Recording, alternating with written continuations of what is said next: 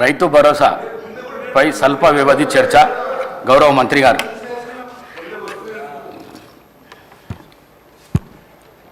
అధ్యక్ష, ఈనాడు అతి ముఖ్యమైనటువంటి రాష్ట్ర రైతాంగానికి అదేవిధంగా రాష్ట్ర అభివృద్ధికి తోడ్పడేటటువంటి వ్యవసాయానికి సంబంధించినటువంటి రైతు భరోసాపై స్వల్పకాలిక చర్చకి అవకాశం ఇచ్చినటువంటి స్పీకర్ గారికి సభ్యులకి అందరికీ ధన్యవాదాలు తెలియజేస్తా.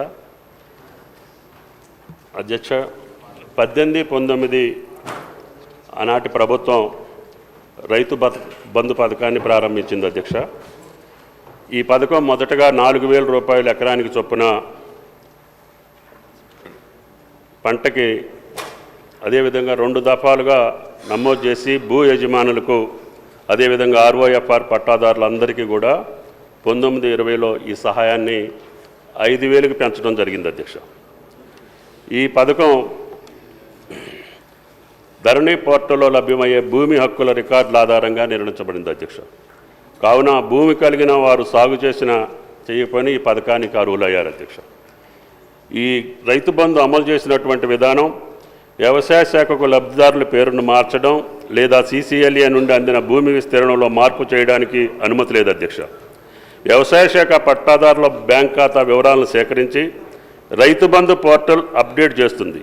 ఆ ప్రకారంగా RBI యొక్క ఈక్యుబేర్ ప్లాట్ఫారం ద్వారా భూమి యాజమాన్యం విస్తీర్ణానికి అనుగుణంగా రైతుల బ్యాంక్ ఖాతాలకు నేరుగా ప్రయోజనాలు బదిలీ చేయబడుతున్నాయి. అధ్యక్ష, ప్రతి పంట కాలానికి ముందు CCLA కమిషనర్ నుండి గిరిజన సంక్షేమ శాఖ నుండి సేకరించిన పట్టాదారుల డేటా మరియు ROFR పట్టాదారుల ఆధారంగా ఈ పథకం కింద సాయం అందించడం జరిగింది. అధ్యక్ష, ఈ పథకం ప్రారంభమైనప్పటి నుండి 12 సీజన్లకు గాను 80,000 కోట్ల 453.41 కోట్లు రైతు బంధు కింద రైతులకు విడుదల చేయడం జరిగింది. అధ్యక్ష, అయితే 23-24కు సంబంధించినటువంటి సహాయం 7,625.14 కోట్లు మాత్రం మా ప్రభుత్వం చెల్లించింది. అధ్యక్ష, 18 వరకు పంటల సర్వే రెవెన్యూ శాఖ ద్వారా జరిగేది. అధ్యక్ష, అందులో గ్రామం వారీగా పంట వారీగా విస్తీర్ణాన్ని కంటి అంచనాలతో ఉజ్జాయింపుగా చేసేవారు.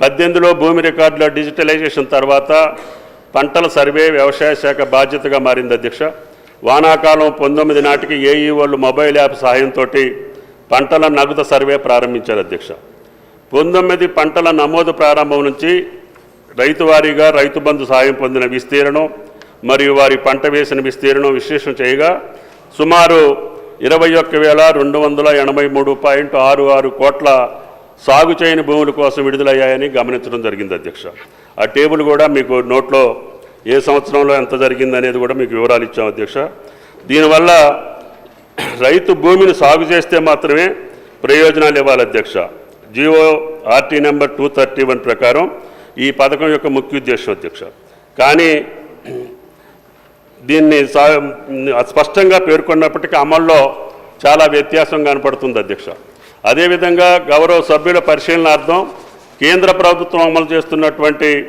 PM కిసాన్ యోజన కూడా ఈ యొక్క టేబుల్లో మీకు పొందుపరచడం జరిగింది. అధ్యక్ష, దీనికోసం ఈ యొక్క విధి విధానాలని రూపకల్పన చేయటం కోసం ఆర్థిక మంత్రి ఆధ్వర్యంలో క్యాబినెట్ గౌరవ ముఖ్యమంత్రి గారి ఆదేశాల మేరకి ఒక సబ్ కమిటీని ఏర్పాటు చేసుకొని దీని యొక్క విధి విధానాలని సక్రమంగా గతంలో మాదిరిగా కాకుండా పకడ్బందీగా రైతులకి సాగు చేసినటువంటి భూములకి ఇచ్చేటటువంటి పద్ధతులు ఏదైనా ఉంటే మీరు పరిశీలన చేయమని చెప్పి సబ్ కమిటీకి ఇవి ఏర్పాటు చేయడం జరిగింది. అధ్యక్ష, దాంట్లో భాగంగానే సబ్ కమిటీ రైతు భరోసా పథకం కోసం ప్రమాణాలు మరియు నిబంధనల కోసం అభిప్రాయాలు సేకరించేందుకు రాష్ట్ర వ్యాప్తంగా వివిధ వర్గాలతో వివిధ జిల్లాల్లో సమావేశాలు నిర్వహించాం.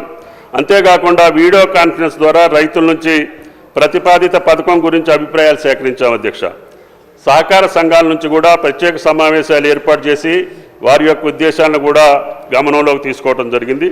ఇప్పటికే వివిధ మార్గాల ద్వారా అభిప్రాయాన్ని సేకరించిన గౌరవ ముఖ్యమంత్రి గారి ఆదేశాల మేరకు జనవరి నుండి అమలు చేయతలపెట్టినటువంటి రైతు భరోసాకు సంబంధించి గౌరవ సభలో సభ్యుల యొక్క అభిప్రాయాలు కూడా తీసుకొని వీటిని కూడా క్రోడీకరించుకొని భవిష్యత్తులో రైతు భరోసా యొక్క విధి విధానాలని ప్రకటించి రేపు సంక్రాంతి పండుగ నుంచి రైతు భరోసా ఇవ్వాలనేది ప్రభుత్వం యొక్క ఆలోచన అధ్యక్ష. కాబట్టి దయచేసి గౌరవ సభ్యులు గతంలో జరిగినటువంటి విధి విధానాలను కూడా మీ ముందుంచాం, అక్కడ జరిగినటువంటి లోపాలు కూడా మీ దృష్టిలో పెట్టాం.